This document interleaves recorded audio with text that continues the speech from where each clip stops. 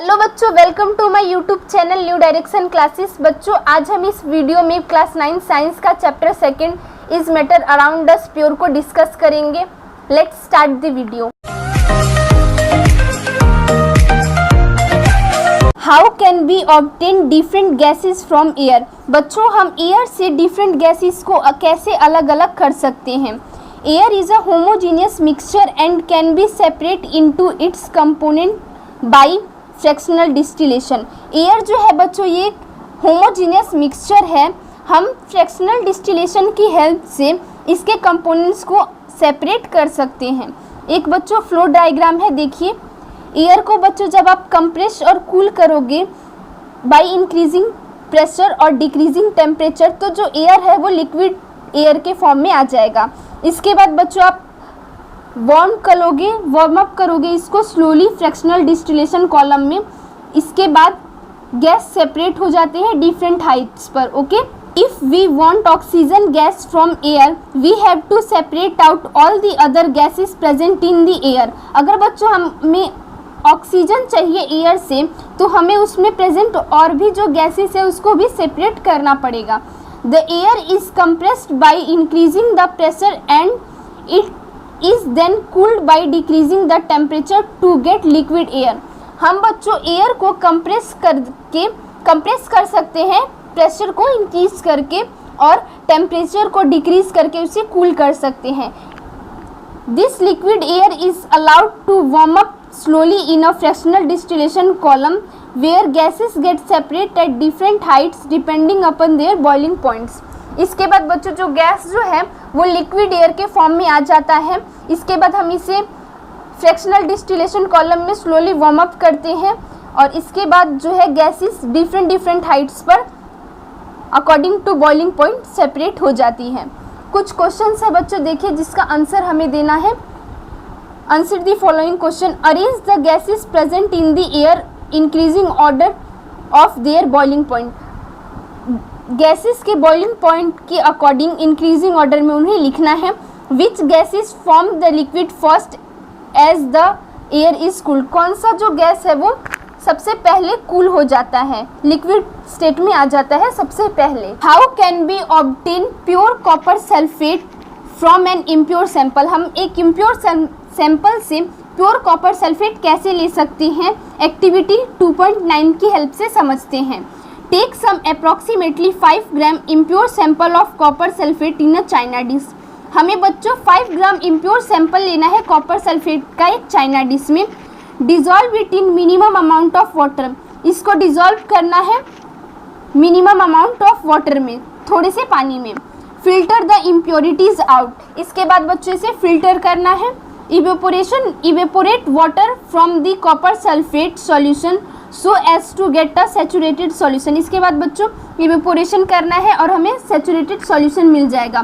Cover the solution with a filter paper and leave it undisturbed at room temperature to cool slowly for a day.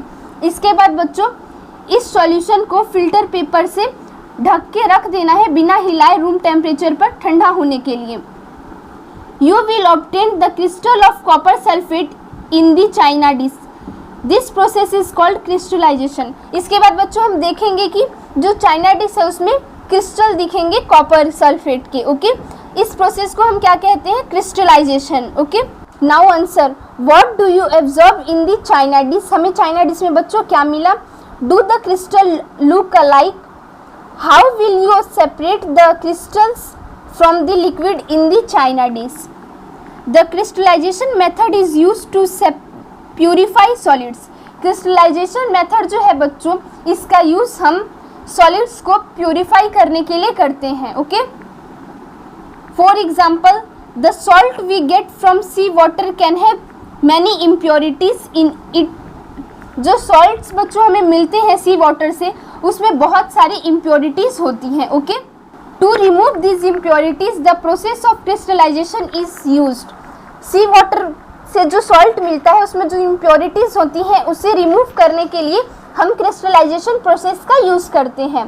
Crystallization is a process that separates a pure solid in the form of its crystals from a solution. Crystallization बच्चों एक process है जिसमें हमें pure solid मिलता है crystal के form में किसी भी सॉल्यूशन से। Okay, crystallization technique is better than simple evaporation technique. Crystallization technique जो है बच्चों वो सिंपल इवेपोरेशन से अच्छा होता है।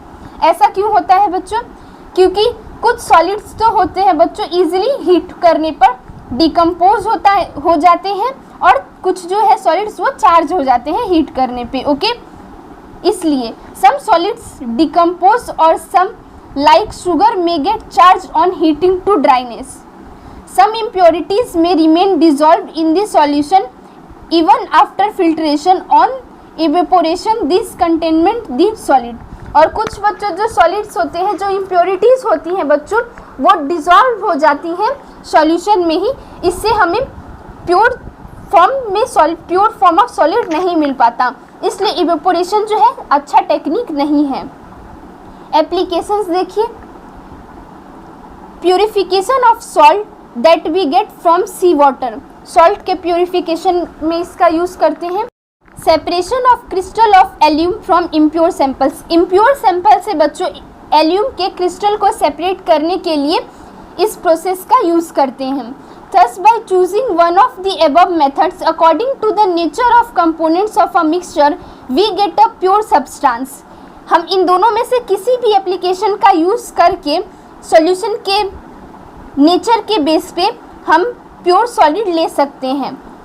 With advancement in technology many more methods of separation technique have been devised. Technology के एडवांसमेंट के साथ बच्चों प्यूरिफिकेशन के और भी मेथड आ गए हैं सेपरेशन के। Okay, in cities drinking water is supplied from water works. A flow diagram of typical water work in shown in figure 2.13। From this figure write down the process involved to get the supply of drinking water to your home from the water work and discuss it in your class। हमारे cities में बच्चों जो घरों में पानी आती है वो वाटर वर्क से आती है, तो ये वहाँ से आते समय कौन कौन से स्टेप इसमें इन्वॉल्व होते हैं और कैसे वाटर को प्यूरिफाई किया जाता है, इसे हम डायग्राम की हेल्प से समझने की कोशिश करते हैं। ओके, देखिए बच्चों रिजर्वर है, यहाँ से पानी बच्चों सेडिमेंटेशन टैंक में जाता है जहाँ पे जो सॉलिड्स होते हैं वो सेटल डाउन हो जाते हैं, नीचे बैठ जाते हैं तली में। इसके बाद ये लोडिंग टैंक में जाता है जहाँ पे जो इम्प्योरिटीज़ होती है सब्सटेंटेड होती हैं। इसके बाद ये फिल्ट्रेशन टैंक में जाता है, यहाँ पे बच्चों फाइन सैंड, ग्रेवल और कोर्स ग्रेवल्स जो होते हैं पानी को साफ़ करने में हेल्प करते हैं। इसके बाद ये क्लोरिफिकेशन टैंक में जाता है जहाँ पे पानी का क्लोरिफिकेशन होता है। इट मीन्स यहाँ पे जो पानी में बैक्टीरिया होती है उसे किल किया जाता है। इसके बाद पानी हमारे घरों तक पहुँचता है। Okay, in the previous chapter we have learn about a few physical properties of matter, the properties that can be absorbed and specified like color, hardness, rigidity, fluidity, density, melting point, boiling point etc are the physical property। बच्चों physical property वो property होते हैं जो कि आप easily देख सकते हैं, observe कर सकते हैं। Okay, the interconversion of state is a physical change because these changes occur without a change in composition and no change in the chemical nature of the substance। Interconversion जो है बच्चों state का, जैसे solid से liquid, liquid से gas. Okay, ये बच्चों physical change है। क्यों? क्योंकि इसमें कंपोजिशन चेंज नहीं होता, इनका केमिकल नेचर चेंज नहीं होता सब्सटेंस का। जैसे कि बच्चों सॉलिड था, पहले आइस था, वो मेल्ट होके लिक्विड स्टेट में आ गया, वाटर बन गया, उसके बाद वो वेपर स्टेट में आ गया। इसमें केमिकल चेंज नहीं हुआ। ओके, इसकी प्रॉपर्टीज़ चेंज नहीं हुई। ओके, इसका कंपोजिशन चेंज नहीं हुआ, जैसा था वैसा ही, इसका केमिकल नेचर सेम था, बस इसका स्टेट चेंज हुआ है। ये एक फिजिकल चेंज है। Okay, although ice, water and water vapour all look different and display different physical properties, they are chemically same. इनका डिफरेंट फिजिकल प्रॉपर्टी है बच्चों, लेकिन केमिकली ये सेम है। Okay, both water and cooking oil are liquid but their chemical characteristic are different, they differ in order and in flammability. बच्चों cooking oil और water दोनों liquid state में पाए जाते हैं, लेकिन इसका केमिकल नेचर डिफरेंट होता है। Okay, we know that oil burns in air whereas water extinguishes fire. It is this chemical property of oil that make it different from water. ये बच्चों ऑयल का केमिकल प्रॉपर्टी है जो कि water से उसे अलग बनाता है। Burning is a chemical change, जलना किसी भी चीज़ का एक केमिकल चेंज होता है। Okay, during this process one substance react with another to undergo a change in chemical composition. इसमें एक सब्सटेंस दूसरे के साथ रिएक्ट करके कोई कुछ नया बनता है। Okay, chemical change bring change in the chemical properties of a matter and we get new substance. Chemical change होने के बाद बच्चों हमने फर्स्ट चैप्टर में भी पढ़ा था, जब दो चीज़ें रिएक्ट करती हैं जो कि जिसे कि हम रिएक्टेंट कहते हैं, तो नया चीज़ बनाती है जिसे कि हम प्रोडक्ट कहते हैं। तो ये हमने फर्स्ट चैप्टर में ऑलरेडी किया है। A chemical change is also called a chemical reaction. Chemical change को ही हम केमिकल रिएक्शन कहते हैं। During burning of a candle both physical and chemical change take place. जब कोई कैंडल जलता है तो उसमें फिजिकल और केमिकल चेंज दोनों होता है। देखते हैं कैसे। When a candle burns, both physical and chemical change occur. जब कोई कैंडल जलता है तो फिजिकल और केमिकल चेंज दोनों होते हैं उस time. Okay, physical change in burning candle, on heating candle wax melts and form liquid wax. जब हम कैंडल जलाते हैं तो जो वैक्स है बच्चों वो मेल्ट होने लगता है, तो सॉलिड स्टेट से लिक्विड स्टेट में आ जाता है। हमने अभी पहले ही पढ़ा है कि ये फिजिकल चेंज है। It is a physical change, हमने अभी पढ़ा था ये फिजिकल चेंज है। This wax vapour near to flame burns and gives new substance like carbon dioxide, carbon soot, water vapour, heat and light. और जब ये वैक्स बच्चों फ्लेम के कांटेक्ट में आता है तो ये कि नया प्रोडक्ट बनाता है, नई चीज़ बनती है। वो क्या है बच्चों? Carbon dioxide, carbon soot, water vapour, heat और लाइट। ओके, तो इससे हमें क्या पता चलता है? जब कोई कैंडल जलता है तो उसमें फिजिकल एंड केमिकल चेंज दोनों देखा जा सकता है। Okay, What are the type of pure substances? Pure substances के कितने टाइप है बच्चों, हम इसके बारे में पढ़ेंगे। On the basis of their chemical composition, substance can be classified either as element or compound. Chemical composition के बेस पे substance को element और compound में classified किया गया है। Okay, elements. Robert Boyle was the first scientist to use the term element in 1661. Robert Boyle ने बच्चों फर्स्ट टाइम एलिमेंट का नाम लिया था 1661 में। Antoine Laurent Lavoisier, a French chemist, was the first to stabilize an experimentally useful definition of an element. Antoine Laurent जो था बच्चों उसने एलिमेंट का डेफिनेशन दिया first time. He defined an element as a basic form of matter that cannot be broken down into simpler substance by chemical reaction.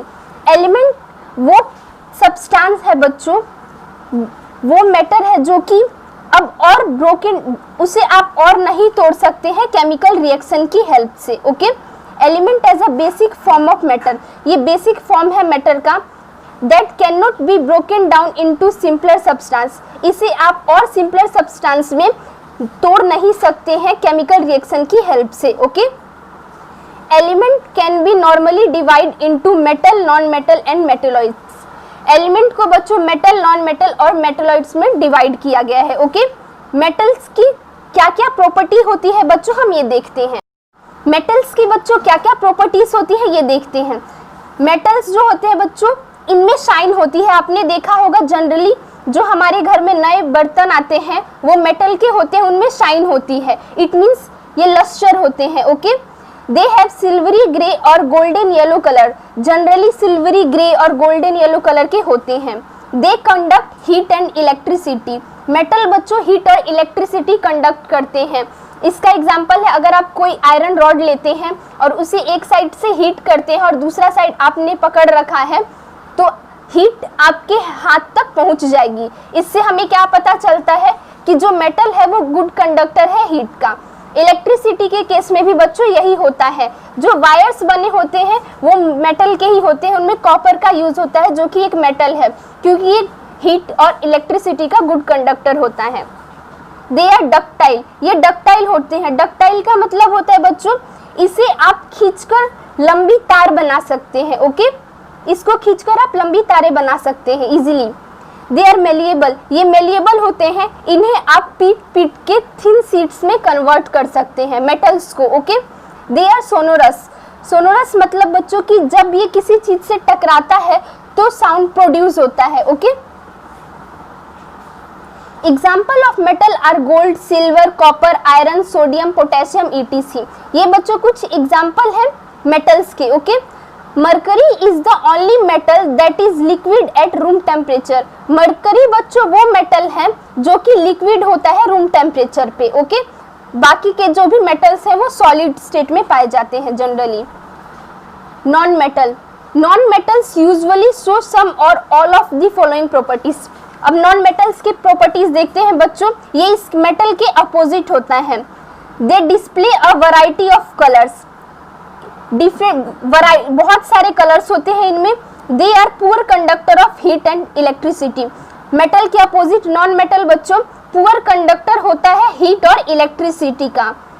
They are not lustre, sonorous or malleable, इसे बच्चों आप खींचकर तारे नहीं बना सकते हैं, इसे पीटकर पतली शीट नहीं बना सकते हैं, और किसी चीज से टकराने पर ये बच्चों साउंड प्रोड्यूस नहीं करता है। ओके, नॉन मेटल के बच्चों कुछ एग्जाम्पल है, oxygen, iodine, carbon, bromine, chlorine. Okay, some element have intermediate properties between those of metals and non metals, they are called metalloids. कुछ ऐसी चीजें हैं बच्चों जो कि मेटल और नॉन मेटल दोनों की प्रॉपर्टीज शो करती हैं, इनको हम मेटलॉइड्स कहते हैं।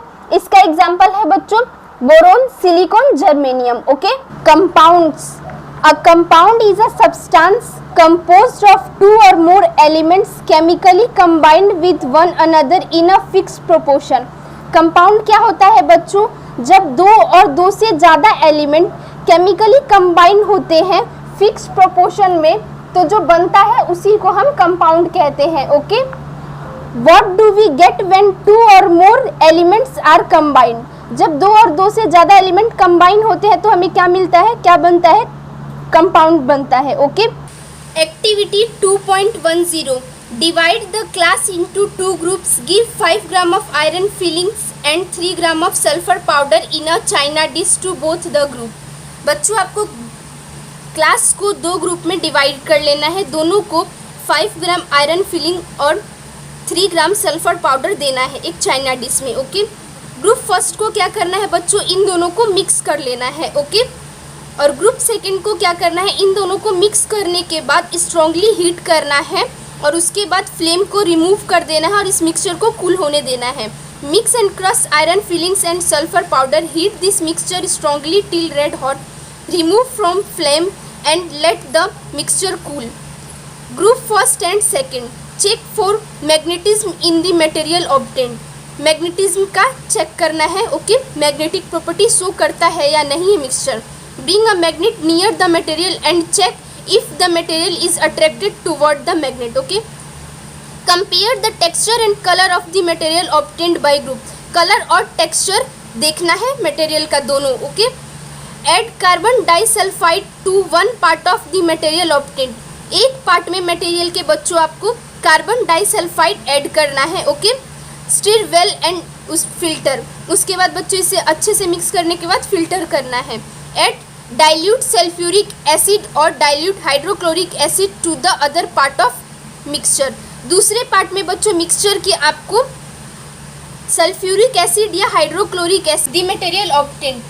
Supervision is necessary for this, teachers के साथ ही बच्चों आपको एक्टिविटी करना है। Okay, now answer, did the material obtained by the two groups look the same, दोनों ग्रुप में बच्चों जो मटेरियल मिले क्या दोनों सेम थे।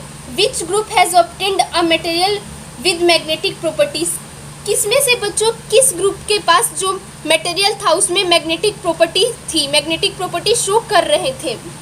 Can we separate the component of the material obtained, क्या बच्चों जो मटेरियल था उसमें जो भी कंपोनेंट है क्या आप उसे सेपरेट कर सकते हैं? On adding dilute sulphuric acid और dilute hydrochloric acid, did both the group obtain a gas? Did the gas is both the cases smell the same or different? जो गैस निकला है बच्चों, ये जो हमने एक्टिविटी की है उसमें क्या दोनों की स्मेल जो है वो सेम है या फिर डिफरेंट है? Okay, the gas obtained by group 1 is hydrogen. It is colourless, odourless and combustible. It is not advised to do the combustion test for hydrogen in the class. Group first में जो बच्चों हमें gas मिला वो कौन सा gas था बच्चों? वो हाइड्रोजन गैस था जो कि कलरलेस, ऑर्डरलेस होता है. Okay, the gas obtained by group second is hydrogen sulphide. Group second में जो हमें गैस मिला वो हाइड्रोजन सल्फाइड था. Okay, it is colourless gas with the smell of rotten eggs. ये बच्चों कलरलेस गैस है और इसकी स्मेल जो होती है, जैसे अंडे खराब हो जाते हैं तो जैसी स्मेल आती है वैसे ही इसकी भी स्मेल होती है. Okay, you must have absorb that the product obtained by both the group so different properties. हमने क्या देखा बच्चों? जो प्रोडक्ट हमें मिला ग्रुप फर्स्ट और सेकंड में जब हमने एक्टिविटी की तो दोनों की जो प्रॉपर्टीज थी डिफरेंट थी. तो the starting material were the same, but जो स्टार्टिंग मटेरियल था ओके वो सेम था. आयरन फिलिंग और सल्फर पाउडर वो सेम था, लेकिन जब हमें प्रोडक्ट मिला ओके तो वो उसकी प्रॉपर्टीज जो थी वो अलग अलग थी. Group 1 has carried out the activity involving a physical change, whereas in the case of group second a chemical change has taken place. यहाँ क्या बोल रहे हैं बच्चों? जो ग्रुप फर्स्ट ने जो एक्टिविटी की उसमें जो प्रोडक्ट मिला या फिर वो जो एक्टिविटी हुई वो फिजिकल थी. ओके, फिजिकल चेंज आया इसमें. आपने आयरन फिलिंग और सल्फर पाउडर को मिक्स किया, ये फिजिकल चेंज था. ओके, ये एक फिजिकल फिनोमिना था. आप इसे फिजिकल मेथड की हेल्प से अलग भी कर सकते हैं. लेकिन जो ग्रुप सेकंड में हुआ वो केमिकल चेंज था. वो केमिकल चेंज क्यों था? जब आपने उन दोनों को मिक्स किया, उसे हीट किया तो एक नया प्रोडक्ट बनता है उसमें, हाइड्रोजन सल्फाइड. ओके, तो ये बच्चों एक नया प्रोडक्ट बना. यहाँ पे एक नया प्रोडक्ट बनता है जिसकी प्रॉपर्टी जो पुराना प्रोडक्ट जो रिएक्टेंट था उससे बिल्कुल डिफरेंट होती है. ओके, यहाँ पे केमिकल चेंज हुआ है. जो हमने पहले भी पढ़ा था कि केमिकल चेंज क्या होता है. जब रिएक्टेंट, जब दो या दो से ज़्यादा रिएक्टेंट कोई भी चीज़ रिएक्ट करती है और एक नया प्रोडक्ट फॉर्म करती है, और जो नया प्रोडक्ट फॉर्म हुआ है उसकी जो प्रॉपर्टीज़ होती है वो जो पहले था, इनिशियल जो था उससे बिल्कुल डिफरेंट होती है. इसी को हम केमिकल रिएक्शन कहते थे. यहाँ पे भी ग्रुप सेकंड के केस में यही हुआ है. हमने पहले आयरन फिलिंग और सल्फर पाउडर लिया था. जब हमने इसे हीट किया तो ये हाइड्रोजन सल्फाइड बनाता है जो कि बिल्कुल डिफरेंट था ये, और इसको आप फिजिकल मेथड से अलग नहीं कर सकते हैं. Okay, the material obtained bye group 1 is a mixture of the two substances. जो ग्रुप फर्स्ट था उसमें बच्चों क्या है? वो मिक्सचर है. ओके, दो सब्सटेंसेस का मिक्सचर था. The substance given are the element iron and sulphur. और वो सब्सटेंस क्या थे बच्चों जो हमें दिए हुए थे? आयरन और sulphur. The properties of mixture are the same as that of its constituent. जो मिक्सचर की प्रॉपर्टीज होती है वो सेम होती है. जैसे कि अब हाइड्रोजन, अपने सल्फर हमें मिला था और आयरन फिलिंग मिला था, तो उसकी जो प्रॉपर्टीज होगी मिक्सचर में भी वही प्रॉपर्टीज होगी. Okay, the material obtained bye group second is a compound. लेकिन जो ग्रुप सेकंड में हमें मटेरियल मिला वो कंपाउंड था, और इसके केस में जो है प्रॉपर्टीज सेम नहीं होंगी. ओके, जैसे कि मिक्सचर के केस में आयरन फिलिंग और सल्फर की प्रॉपर्टीज सेम थी, लेकिन यहाँ पे क्योंकि रिएक्शन होता है तो रिएक्शन होने के बाद प्रॉपर्टीज चेंज हो जाती हैं, वो डिफरेंट प्रॉपर्टीज आ जाती हैं प्रोडक्ट में. Okay, on heating the two elements strongly we get a compound which have totally different property compared to the combining elements. जब हम हीट करते हैं उस मिक्सचर को तो एक नया प्रोडक्ट फॉर्म होता है जिसकी प्रॉपर्टी इनिशियली जो हमें मिला था, मिक्सचर इनिशियली जो हमारे पास थे उनसे बिल्कुल अलग होता है. Okay, the composition of a compound is the same through out. जो कंपोजिशन होता है बच्चों कंपाउंड में वो हर जगह सेम होता है. Okay, We can also observe that the texture and the color of the compound are the same throughout. Texture और कलर भी जो था बच्चों कंपाउंड के केस में वो हर जगह सेम था, लेकिन मिक्सचर के केस में ऐसा नहीं था. Thus we can summarize the physical and chemical nature of matter in the following graphical organizer. हम बच्चों इस ग्राफ की हेल्प से फिजिकल और केमिकल चेंज के बारे में और डिटेल में थोड़ा पढ़ते हैं. ओके, फिजिकल और केमिकल नेचर कैसे होता है मैटर का. मैटर जो होते हैं बच्चों उसका 3 फॉर्म होता है, सॉलिड, लिक्विड और गैस. अब इसका बच्चों देखिए यहाँ पे इसे 2 पार्ट में डिवाइड किया है, प्योर सब्सटेंसेस और मिक्सचर. ओके, प्योर सब्सटेंस को बच्चों एलिमेंट और कंपाउंड्स में डिवाइड किया है. एलिमेंट्स का देखिए बच्चों can not be broken down to simpler substance. Element को बच्चों आप और सिंपलर सब्सटेंस में ब्रेक डाउन नहीं कर सकते. For example copper, oxygen, iron, hydrogen, mercury. अब इनको बच्चों आप और सिंपलर सब्सटेंस में नहीं तोड़ सकते. ओके, कंपाउंड के केस में देखते हैं बच्चों, have fixed composition, can be broken down into elements by chemical और इलेक्ट्रोकेमिकल रिएक्शन. कंपाउंड्स के केस में है बच्चों उसे आप केमिकल या इलेक्ट्रोकेमिकल रिएक्शन की हेल्प से एलिमेंट्स में ब्रेक कर सकते हैं. एग्जाम्पल इसका बच्चों water, methane, sugar, salt. Water को बच्चों वाटर का फॉर्मूला होता है H2O. इसे आप हाइड्रोजन और ऑक्सीजन में केमिकल या इलेक्ट्रोकेमिकल रिएक्शन की हेल्प से अलग अलग कर सकते हैं. ओके, मिक्सचर देखिए बच्चों इसमें फिक्स्ड कंपोजिशन नहीं होता है. इस होमोजीनियस और हेट्रोजीनियस मिक्सचर होते हैं, हमने पहले भी पढ़ा है. होमोजीनियस के केस में बच्चों यूनिफॉर्म कंपोजिशन होता है, लेकिन हेट्रोजीनियस के केस में नॉन यूनिफॉर्म कंपोजिशन होता है. ओके, होमोजीनियस के केस में बच्चों यूनिफॉर्म कंपोजिशन होता है. इसके कुछ एग्जांपल हैं बच्चों, sugar in water, salt in water. Sugar in water और सॉल्ट इन वाटर का बच्चों हमने पहले ही एक्टिविटी भी की है और हमें इसके बारे में अच्छे से पता है. जब आप चीनी पानी का आप जब घोल बनाते हैं, जब ये सॉल्यूशन बनता है तो यहाँ ऐसा नहीं होता बच्चों कि कहीं तो आपको अच्छा मतलब ऐसा लगे कि चीनी है और कहीं नहीं है. जो प्रॉपर्टी है चीनी पानी की वो हर जगह सेम होती है. आप एक चम्मच कहीं से भी उठा के देखेंगे तो आपको सब कुछ सेम ही लगेगा, लेकिन नॉन यूनिफॉर्म कंपोजिशन के केस में अलग होता है. Okay, for example sand and salt, नमक और सॉल्ट, शुगर और सॉल्ट, वाटर इन ऑयल. ये बच्चों आपको देख के ही पता चल जाएगा कि ये अलग अलग है, लेकिन आप यूनिफॉर्म कंपोजिशन के केस में आप देख के नहीं बता सकते कि इसमें क्या क्या चीज़ें मिक्स हैं, क्या क्या चीज़ें मिलकर ये बनी है. ओके बच्चों, अगर मेरा वीडियो आपको अच्छा लगा हो तो इसे लाइक, शेयर और सब्सक्राइब करना ना भूलें.